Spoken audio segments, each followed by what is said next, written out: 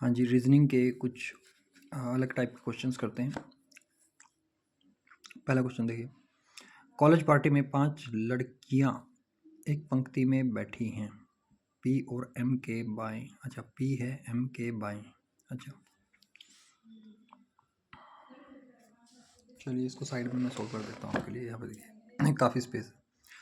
मतलब कि 5 लड़कियां हैं, 5 गर्ल्स हैं, वो एक लाइन में बैठी है। जैसे कि 1 1 2 3 4 5। ओके, इस तरह से लाइन में। और ये हो गई लेफ्ट साइड और ये हो गई राइट साइड। बायां मतलब लेफ्ट, बायां मतलब लेफ्ट होता है। पी एम के लेफ्ट है और ओ के राइट। पी जो है एम के लेफ्ट और ओ के राइट। ओके, आर एन के राइट बैठी है, आर एन के राइट बैठी है, परंतु ओ के लेफ्ट है, ओ के राइट। पी जो है ओ के राइट है,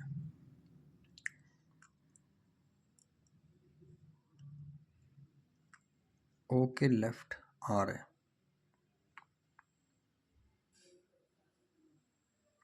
एन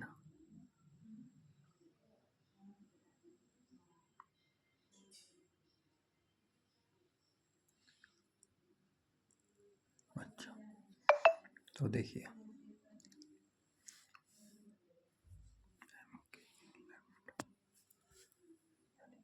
ये देखिए एम पी, एम के लेफ्ट ओ के राइट, एम पी यहाँ पे ओ,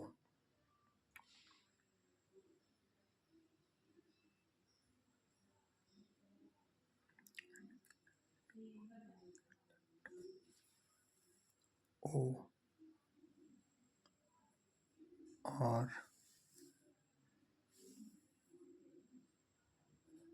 ये देखो बीच में कौन बैठा है, ओ।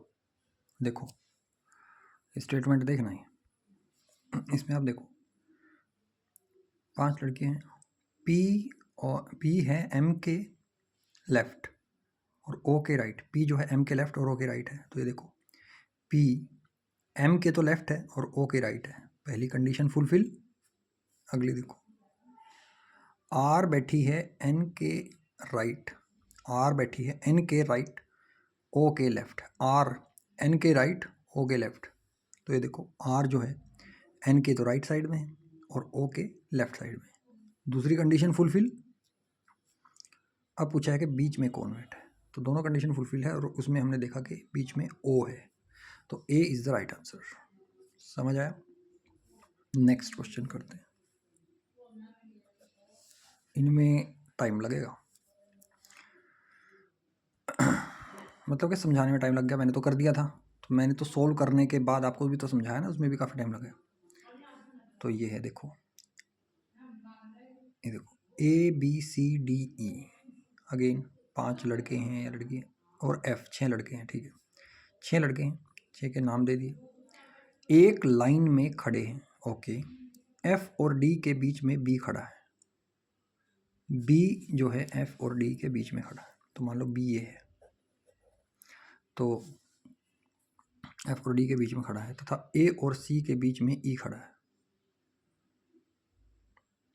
अच्छा, ए न तो एफ और न डी के बगल में है, ए जो है ना तो एफ के पास खड़ा है और ना ही डी के। सी डी के बगल में नहीं है, सी डी के बगल में नहीं है, एफ किन के बीच में खड़ा है? वाह, इंटरेस्टिंग। एफ और डी के बीच में बी खड़ा है। ओके, बीच में खड़ा है यानी कि बी जो है ना एफ और इसके बिल्कुल बगल में है। तो इसकी 2 सिचुएशन पॉसिबल है, या तो एफ और डी, एफ और डी के बीच में, या फिर एफ इधर है और डी इधर है। ओके,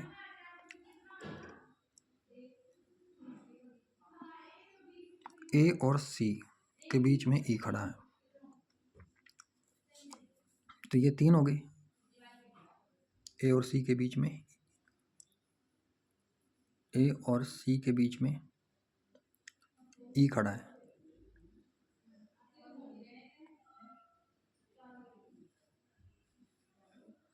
ए ना तो एफ और ना ही डी के बगल में है। अब ये देखो, ये सिचुएशन मान लो, अगर इस तरह से अगर ये हैं तो ए या तो एफ के पास आएगा या डी के पास आएगा, जबकि इन दोनों में से किसी के पास भी नहीं होना चाहिए। इसका ये मतलब है कि ये जो सिचुएशन है ये एक्चुअल में ऐसे होनी चाहिए, सी ई ए। इस सिचुएशन में ए इधर है, तो किसी भी कंडीशन में चाहे एफ इधर हो चाहे डी इधर हो, ए इसके पास नहीं है। सही है ना, ये कंडीशन फुलफिल हो गई। ए ना तो एफ और ना ही डी के बगल में है, सी डी के बगल में नहीं है, और जो सी है वो डी के बगल में नहीं है। इसका मतलब ये अरेंजमेंट बी है, यहाँ पे एफ आएगा और डी यहाँ पे आएगा। तो कैसे आया, ये देखो, डी बी एफ, क्योंकि सी डी के बगल में नहीं है, डी बी एफ और सी ई ए, सी ई ए। अब देखो पूरी कंडीशन दोनों फुलफिल होंगी। एफ और डी के बीच में बी है, देखो एफ और डी के बीच में बी है, ई जो है ए और सी के बीच में है, और ए डी के पास नहीं है, ये ना एफ के पास है, बिल्कुल सही है, और सी जो है डी के पास नहीं है, इसका मतलब एफ इधर है। ये हो गया। अब क्या पूछा है इसने, एफ किन के बीच में खड़ा है। ओके, एफ किन के बीच में खड़ा है भाई, बी और सी के बीच में। C is the right answer.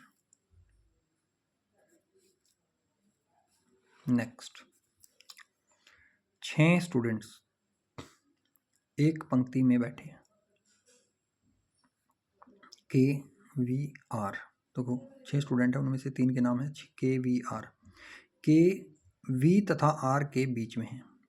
Okay, के वी तथा आर के बीच में है, तो ये दो पॉसिबल है, या तो के इधर होगा और आर इधर होगा, या फिर के इधर ही रहेगा और आर इधर होगा। ठीक है, सॉरी, के वी और आर के बीच में है ना, तो 2 कंडीशन है। समझ गए होंगे आप, जैसे यहाँ पे था, उसको बाद में एडजस्ट कराएंगे। ओके, के वी तथा आर के बीच में है। ये सारा काम ना मन में होना चाहिए, मैं आपको समझाने के लिए बना रहा हूँ। के वी तथा आर के बीच में, वी एम के बगल में बैठा है, ये जो है वी और आर के बीच में है, और वी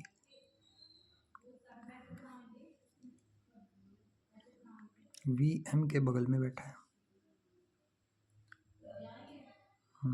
ओके, एम बी के बगल में बैठा है, तथा बी एकदम बाईं छोर पर। क्यू आर के बगल में बैठा है, तो वी के पड़ोसी होना। अच्छा देखो, बी यहाँ पे देखो, बी एकदम बाईं छोर है। अगर कोई भी बायां छोर या दायां छोर दे दिया तो ये तो बहुत अच्छी बात है। इसको इधर करते हैं, देखो बी एकदम बाएं छोर पर है, और एम बी के बगल में बैठा है, तो क्योंकि ये सबसे लेफ्ट है, बाएं छोर पर लेफ्ट है, तो और एम इसके पास है, तो इसका मतलब एम यहाँ पे है, एम बी के बगल में बैठा है। वी एम के बगल में बैठा है, ये रहा वी।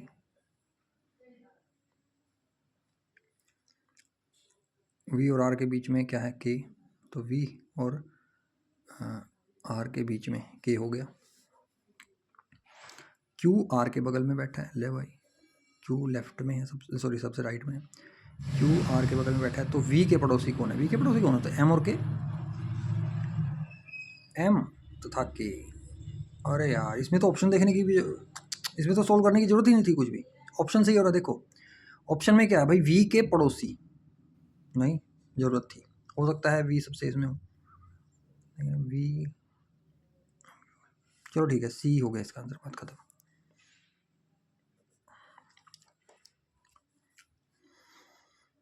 मतलब एक केस ये हो सकता था, देखना है कि भाई एक केस अगर ये बिल्कुल राइट में होता, क्योंकि लेफ्ट में तो बी दे रखा है, अगर ये बिल्कुल राइट में होता तब इसका एक ही पड़ोसी हो सकता था, है ना, तब इसका एक ही पड़ोसी होता, बट नहीं, ये बीच में है, ये बिल्कुल राइट में नहीं है, बीच में है, और इसका जो पड़ोसी है एम और K. Fourth, A B C D और ई एक बेंच पर बैठे हैं, ए बी सी डी और ई एक बेंच पर बैठे हैं, उनमें ए बी के राइट ऑर्बिट है, ए बी के राइट ऑर्बिट है, मतलब जो ए है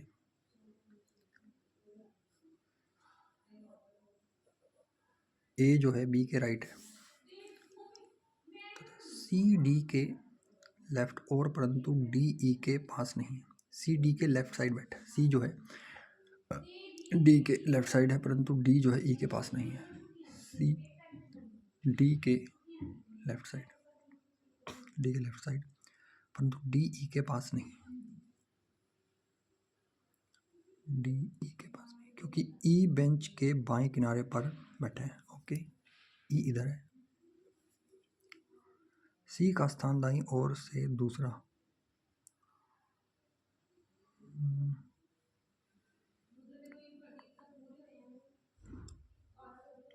और ए बी और सी के दाईं ओर, बी और ई के।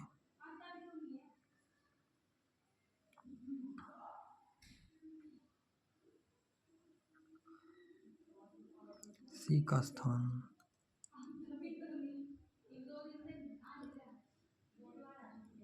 ठीक है, यानी कि सी और डी इधर है, इधर नहीं है, और ये लेफ्ट साइड है, और सी का स्थान राइट से दूसरा हो गया। ठीक है, और ए बी और ई के दाईं ओर है, ए बी और ई के राइट साइड है, बिल्कुल ठीक है, परंतु ए सी के साथ बैठे हैं, ए सी, परंतु ए सी के साथ बैठे हैं, तो ए किस स्थान पर है भाई? तीसरे स्थान पर है, थर्ड। ए जो है बी और सी के बीच में, ए बी और सी के बीच में है, B, B is the right answer.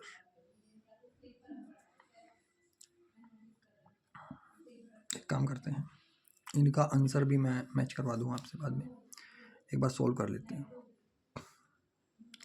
Side में लिख लेता हूँ। फर्स्ट का आंसर हमने निकाला था ए, ये आंसर लिखना ना, एक मिनट, यहाँ पे लिख लेते हैं। फर्स्ट का आंसर ए, सेकंड का आंसर क्या निकाला था अभी? बी और सी के बीच में है ना, अभी सॉल्व किया था। सी डी के बगल में नहीं है, एफ किन के बीच में है? एफ बी और सी के बीच में, हाँ सी, सेकंड का सी। थर्ड हमने निकाला था सी। फोर्थ हमने निकाला है,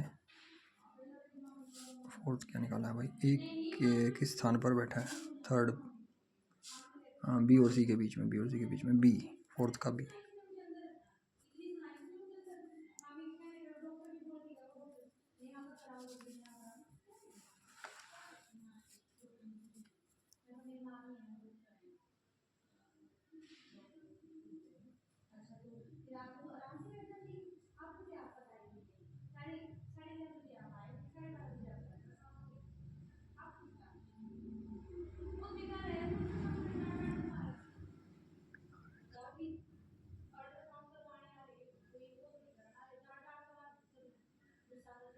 ए पी आर एक्स एस तथा जेड एक पंक्ति में बैठे, तथा जेड एक पंक्ति में बैठे हैं, उनमें एस तथा जेड बीच में है और ए तथा पी सिरों पर है।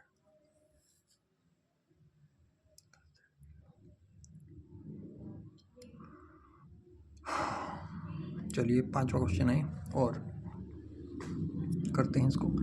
ए पी आर एक्स एस तथा जेड एक पंक्ति में बैठे हैं, उनमें एस तथा जेड बीच में है। अब एस जेड, अब ये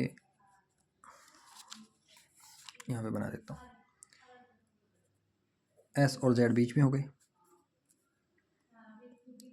और ए तथा पी सिरों पर है, यानी कि एक साइड ए है और एक साइड पी है। ए तथा पी सिरों पर है, या ऐसा भी हो सकता है, दूसरी पॉसिबिलिटी ये है कि भाई एस जेड बीच में है और ए पी इधर है ना, और एक पॉसिबिलिटी ये भी है कि एस जेड ऐसे ही नहीं और ए पी ऐसे ही हो, है ना। तो लिखा है वो नहीं बनाना, हमें भी हम सीधा सॉल्यूशन कर देंगे, इतना ही काफ़ी है। देखो एस तथा जेड बीच में है और ए तथा पी दोनों सिरों पर है। आर ए के बाईं ओर बैठा है, R is in the left side of A.